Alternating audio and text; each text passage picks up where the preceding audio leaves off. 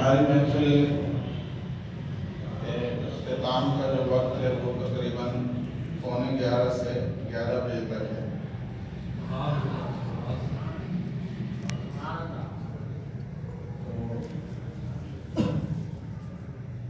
आज 11 बजे के बाद भी मुझे यहाँ पर बैठना था, क्योंकि आज बहुत अहम दिन है। तमाम जिम्मेदारान और कारकुनान आए हुए हैं। हाँ, लेकिन एक इंतहाई इमरजेंसी के अंदर जो है मुझे 11:15 बजे के करीब जाना पड़ रहा है। तो उससे पहले मैं अपने गुफ्तगू को मुकम्मल कर लूँ, उसके बाद फिर सलात व सलाम और दुआ होगी। और जो जिम्मेदारान फंड लेकर आए हों तो हमारे अतियात के जिम्मेदार हैं मोहम्मद इमरान कुरैशी भाई, इनके पास जमा कराएंगे। और अगर कोई और मसले पर बात करनी हो तो हमारी ज़िले बॉडी के अरकान यहाँ पर मौजूद हैं और हमारे सिटी के अमीर भी ज़ोएब भाई भी मौजूद हैं, कारी नवीद साहब और कारी नज़ीर साहब मौजूद हैं, तो इनसे आप रब्ता कर लेंगे। तहरीक के लिए जो है वो बड़ी कुर्बानियाँ देनी पड़ती हैं, बड़ी शादियाँ भी छोड़नी पड़ती हैं, मैयतें भी छोड़नी पड़ती हैं, दावतें भी छोड़नी पड़ती हैं, कारोबार भी छोड़ना पड़ता है, बहुत सारी चीज़ें छोड़नी पड़ती हैं, क्योंकि तहरीकें जो हैं वो कुर्बानियों से चलती हैं। तो अल्हम्दुलिल्लाह आपके ज़िले की जो बॉडी है उसके अरकान इन तमाम चीज़ों की कुर्बानियाँ देते हुए तहरीक की कामयाबी के लिए कोशा हैं। इंशाअल्लाह इसका शानदार रिजल्ट आप देखेंगे।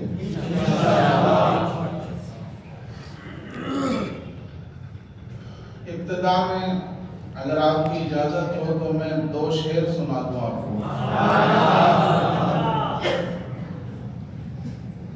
सुनियांदा बो बड़ा शेर है, सोना खादिम रिज़वी।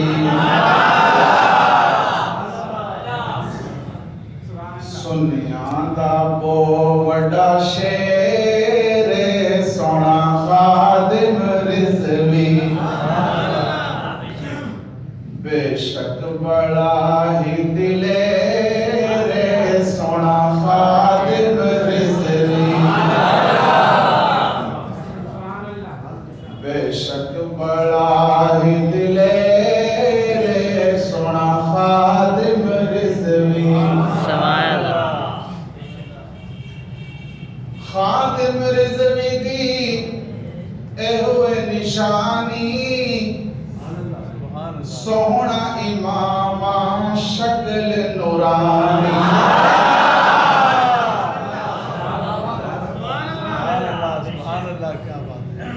माशाअल्लाह हज़रत का चेहरा कैसा चमकता है।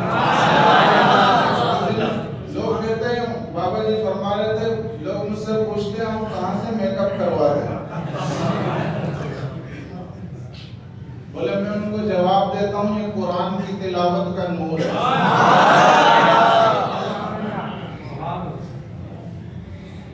हर वक्त कुरान पढ़ते रहते हैं तो चेहरा इतना नूरानी हो गया।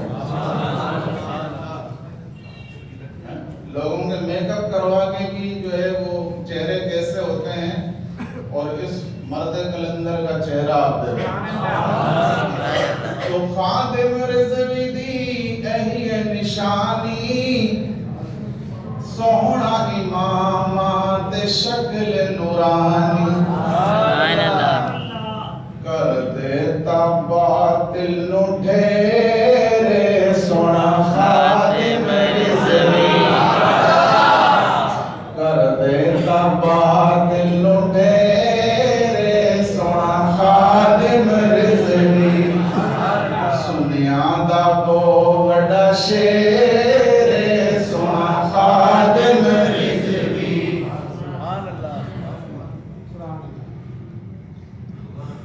हमारे कराची के जिम्मेदार हैं,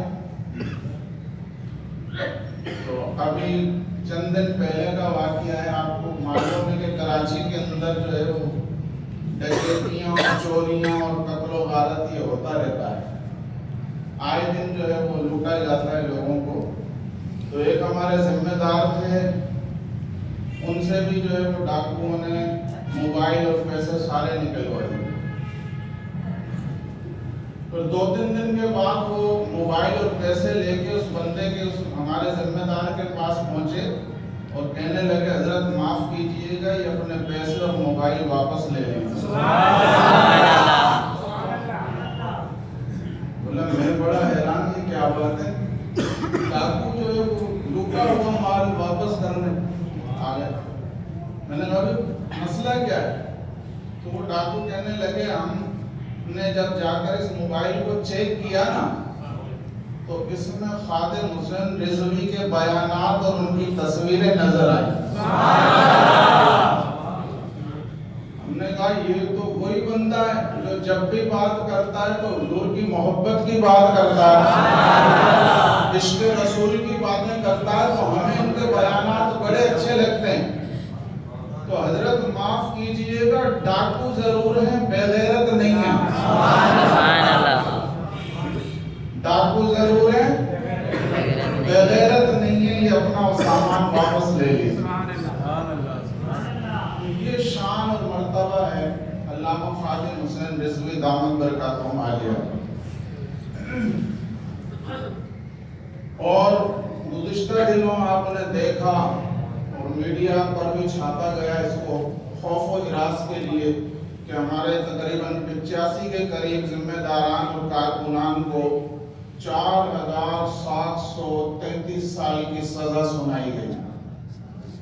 चलो सजा तो किसी की 7 साल है, किसी की 8 साल है, किसी की 10 साल, लेकिन डराने के लिए उन्होंने यकमुश्त 85 आदमियों की सजा को जमा करके 4733 साल की सजा सुनाई है, ताकि डर जाएं और कोई खत्म नबूवत पर पहरा ना दे, नामूस रिसालत का कोई मुहाफिज ना बने। और ना सिर्फ ये सजा सुनाई बल्कि जायदादें भी जब्त और जुर्माने भी। तो पिछले दिनों अल्लामा खादिम हुसैन रिजवी दामद बरकातुहू आलिया उनसे मुलाकात के लिए जेल भी तशरीफ ले गए। कितने खुशनसीब हैं कि जिनसे मुलाकात के लिए जो है वक्त का इमाम तशरीफ लाए। तो उन्होंने बाबा जी को एक पैगाम दिया, जिनको ये सजाएं सुनाई गई है ना। देखें बाबा जी ने उम्मत मुस्लिमा के अंदर कैसा जज्बा भर दिया है, कैसा शौक भर दिया है और कैसा खौफ हमारे दिलों से निकाल दिया है कि अब दुनिया की कोई सजा, यहाँ तक कि फांसी का बंदा भी हमें अपने मिशन से रोक नहीं सकता। तो उन्होंने जो कैदी थे जिनको ये सजा सुनाई गई है 4733 साल की सजा, उन्होंने कहा हजरत आप घबराना नहीं, ये सजा हमें सुनाई है ना, ये मजीद 4000 साल और की भी सुना दें, खत्म नबूवत पर पहरा जारी रहेगा।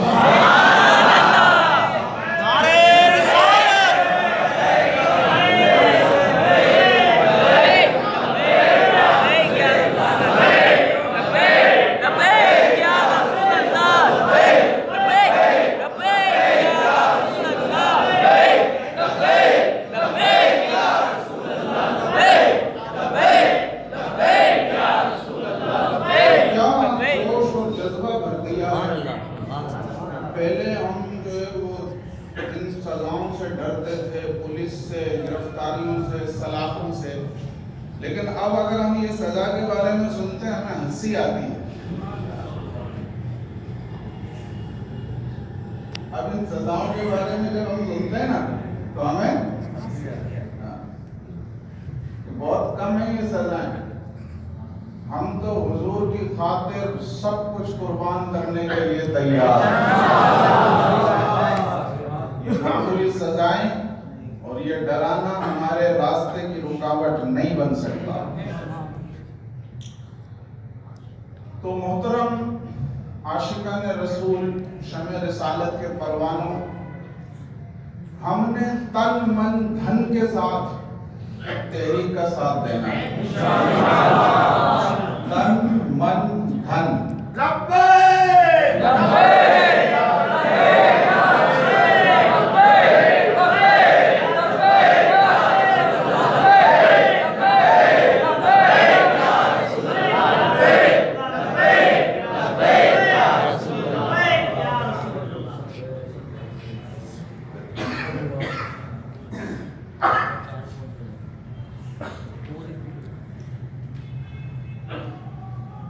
तो अपने तन के जरिए भी, अपने मन के जरिए भी, अपने धन के जरिए भी हमने तहरीक का साथ देना है।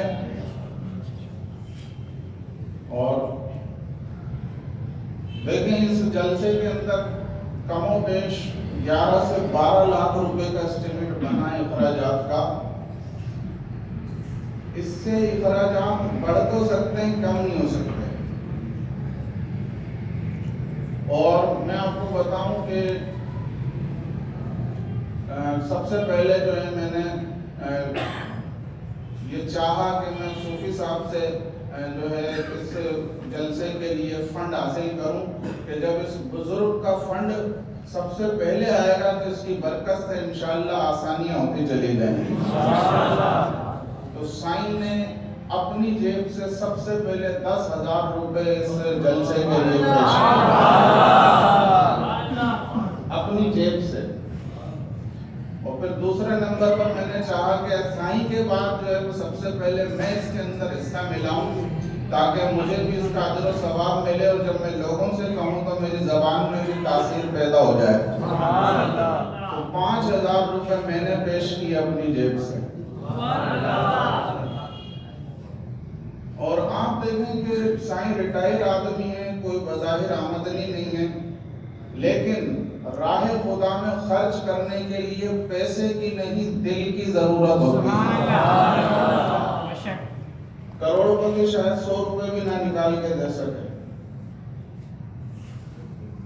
राह खुदा में खर्च करने के लिए पैसों की नहीं, किसकी जरूरत होती है? हुजूर ने फरमाया अमीरी पैसे से नहीं होती, दिल से होती है। तो अब आप देखेंगे सूफी साहब कितने बड़े अमीर हैं, बज़ाहिर कुछ नहीं 10,000 निकाल के दे दी। अमीरी जो है वो पैसे से नहीं होती बल्कि दिल से होती है। जिसकी जितनी गुंजाइश हो, जिसकी 500 की हो 500 मिला है, जिसकी 1000 की हो 1000 मिला है, जिसकी 5000 की हो 5000 मिला है, जिसकी 10,000 की हो 10,000 मिला है, जिसकी 50,000 की हो 50,000 मिला है। जो दे रहा है वो अपने लिए दे रहा है, किसी पर एहसान नहीं कर रहा। जो दे रहा है वो अपने लिए दे रहा है। इंशाअल्लाह इसका अजर उसे दुनिया में भी मिलेगा, कब्र में भी मिलेगा, महशर में भी मिलेगा। तो इसलिए हमने माली तौर पर जो है वो ताउन करना है। और यहाँ पर मैं एक बात ये भी अर्ज करता चलूं, हर बंदा इस काबिल नहीं होता कि उससे चंदे का सवाल किया जाए।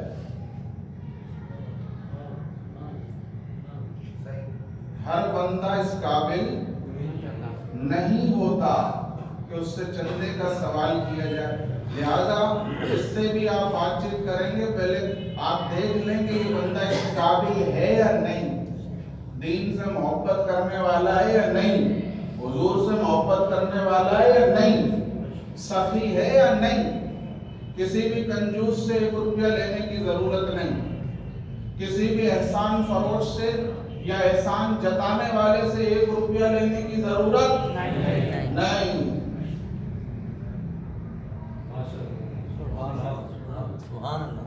हर बंदा इस काबिल नहीं होता कि उसके सामने दस्ते सवाल दराज किया जाए।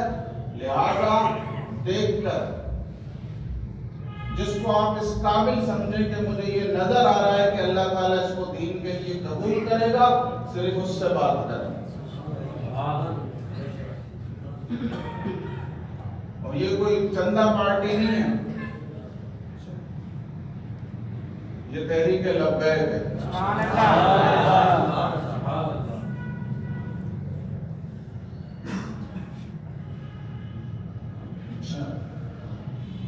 अब अच्छा, नज़्म व ज़ब्त हमारी तहरीक के अंदर जो है वो नज़्म व ज़ब्त होना चाहिए। नज़्म व ज़ब्त हम सीख रहे हैं, फॉल्ट होता है बाज़ औक़ात। अभी हमारी कश्मीर रैली निकली थी अल्हम्दुलिल्लाह, बहुत ही आलीशान। तो जो जो कमज़ोरियाँ होती हैं हम वहाँ पर नोट करते हैं। तो नज़्म व ज़ब्त हमारे ज़िम्मेदारान और कारकुनान के अंदर होना चाहिए। अब इससे पहले मुफ्ती कासिम फ़खरी साहब हैदराबाद में तशरीफ़ लाए थे, उस वक्त भी मैंने नोट किया, और अभी कश्मीर रैली के अंदर भी मैंने नोट किया। वो क्या कि हमारे बाज़ कारकुनान और ज़िम्मेदारान जब कोई बड़ी शख्सियत आती है ना तो वो उससे चिपकने की कोशिश करते हैं। मैं बस इसके साथ साथ रहूं और मेरी सेल्फियां बनती रहें और मेरे फोटो खींचते रहें और मैं बस हटूं नहीं।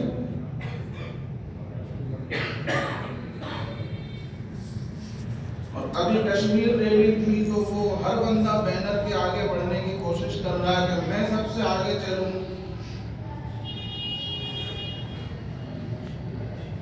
ये नज़्म व ज़ब्त नहीं है।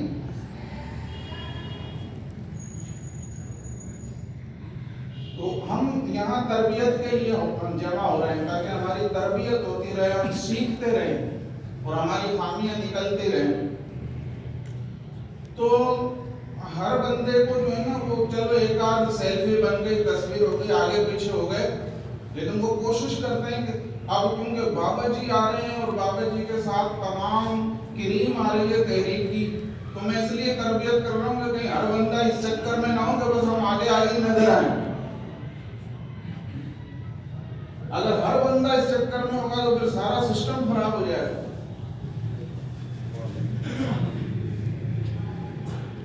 तो जहां पर बड़े जिम्मेदारान मौजूद हो ना वहां पर छोटे जिम्मेदारान को पीछे रहना चाहिए। अदब भी यही है, डिसिप्लिन भी यही है, नज़्म व ज़ब्त भी यही है।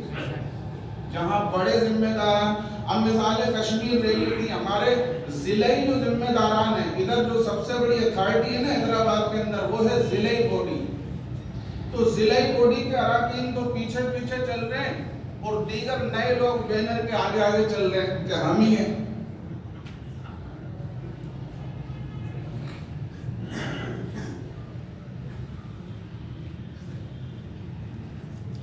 बाबा सब कुछ हम ही हैं। जब जिले कोई भी रुकन मौजूद है ना तो तहसील सतह वाले भी उसके पीछे रहेंगे, उससे आगे नहीं बढ़ सकते। और तहसील बॉडी मौजूद है तो कोई यूसी का बंदा उससे आगे नहीं बढ़ सकता, जो एक तरीकाकार है।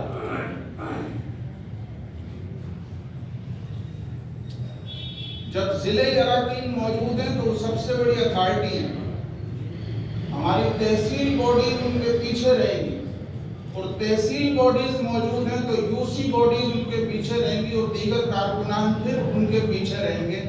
ये है नज़्म व ज़ब्त और अदब और डिसिप्लिन। तो उम्मीद है कि आइंदा आप जो है इस बात का ख्याल रखें। हाँ, अगर कोई मुअज़्ज़ज़ शख्स है, उम्र रसीदा है, तजर्बेकार है या कुर्बानियां देने वाला शख्स है, तो हमारी जिले बॉडी भी ये नहीं कि उसको पीछे रखेगी, वो खुद अपने हाथों से जिसको आगे करते हैं वो आगे हो जाए, लेकिन अपनी मर्जी से नहीं, अपनी मर्जी से नहीं। हाँ, तंजीमों की जान होती है डिसिप्लिन, नज़्म व ज़ब्त।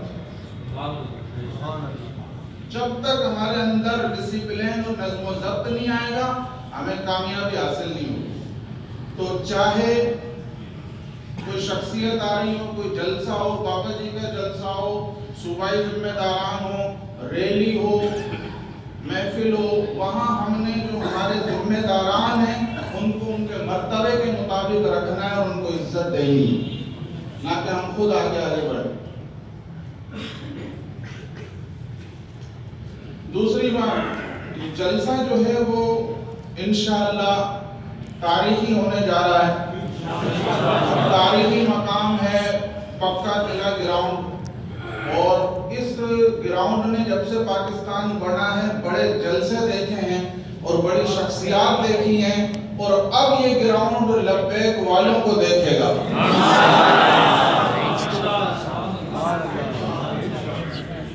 इंशाअल्लाह अब ये ग्राउंड जो है वो लब्बैक वालों को देखेगा और अल्लामा खादिम हुसैन रिजवी को देखेगा।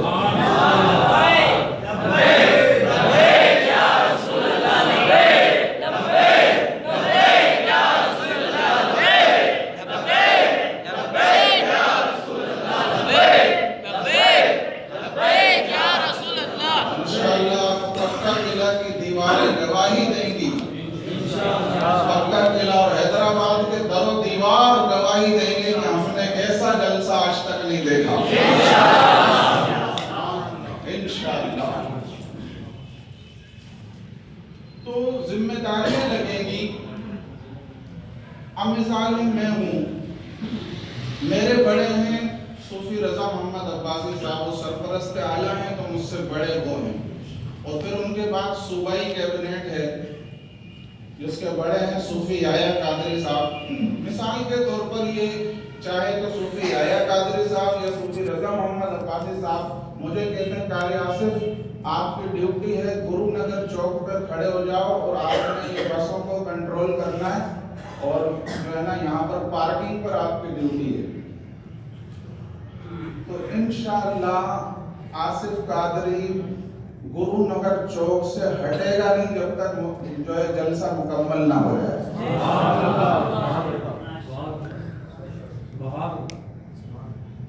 ये है जिम्मेदारी। तो अब मेरे बड़े चाहे मेरी ड्यूटी गुरुनगर चौक पे लगा दें या किला गेट पे लगा दें या पानी पिलाने पे लगा दें या उधर बाचा खान चौक की पार्किंग पे लगा दें या स्टेज के पीछे खड़ा कर दें या स्टेज के ऊपर खड़ा कर दें, ये जैसे हुक्म करेंगे मैं इनके हर हुक्म के लिए तैयार हूं।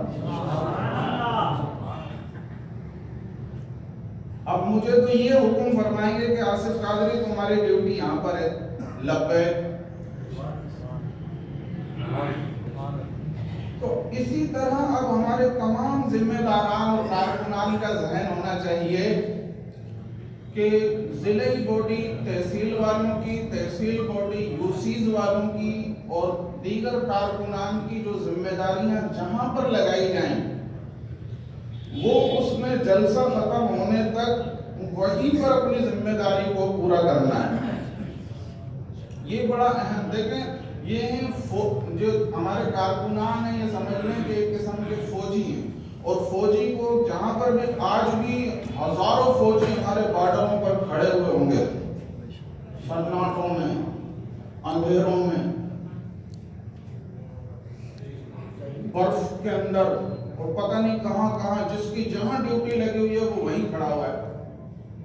ये होता है फौजी। अगर वो अपनी पोजीशन छोड़ देना तो मुल्क और कौम को बड़ा नुकसान हो सकता है या नहीं। तो इसी तरह आप फौजी हैं और आपकी जहां ड्यूटी लगाई जाए ना कि भाई आपकी ड्यूटी है यहाँ पर, तो आपने जलसा होने तक वहां से हिलना नहीं है, पोजीशन छोड़नी नहीं है।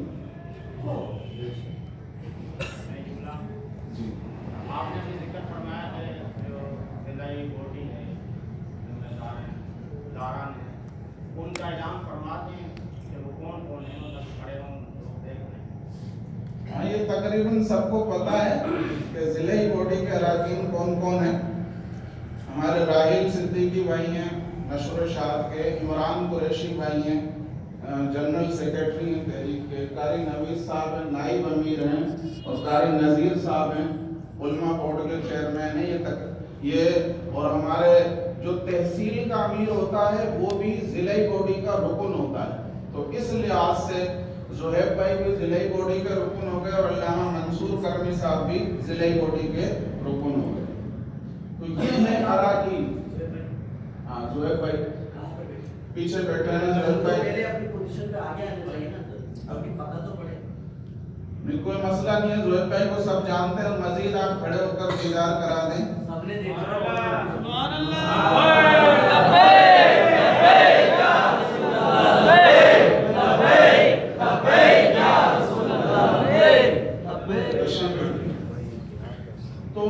अब ये नहीं कि वो तो जलसा उधर हो रहा है और बाबा जी का खिताब चल रहा है तो मैं भी जाके देखूं और क्या मंजर है और क्या तकरीर है और कैसा भरा हुआ है ग्राउंड और क्या स्टेज है और कितनी पब्लिक है। जहां ड्यूटी लग जाए उस पोजीशन को छोड़ना नहीं। पोजीशन छोड़ने से जो है ना वो बड़े नुकसान होते हैं।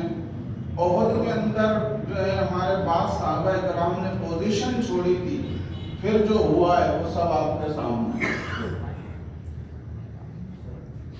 70 तीरंदाजों की जो हुजूर ने ड्यूटी लगाई थी कि ये टीला आपने नहीं छोड़ना जब तक मैं ना कहूं। हम जंग जीतें या हारें, ये हमें मारते हुए मदीने ले जाएं, जब तक मैं नहीं कहूं पोजीशन छोड़ने नहीं। तो जब गलती हुई और पोजीशन छोड़ी गई तो कितना नुकसान हुआ जंग ओहद के अंदर। हुजूर के चचा शहीद हो गए, 70 जलीलुल कदर सहाबा शहीद हो गए, हुजूर के दंदाने मुबारक शहीद हो गए। जीती हुई जंग की पोजीशन छोड़ने का नुकसान कुछ भी हो सकता है किसी भी वक्त। और जहां जिसके चाहने वाले बहुत होते हैं ना, उसके दुश्मन भी बहुत होते हैं।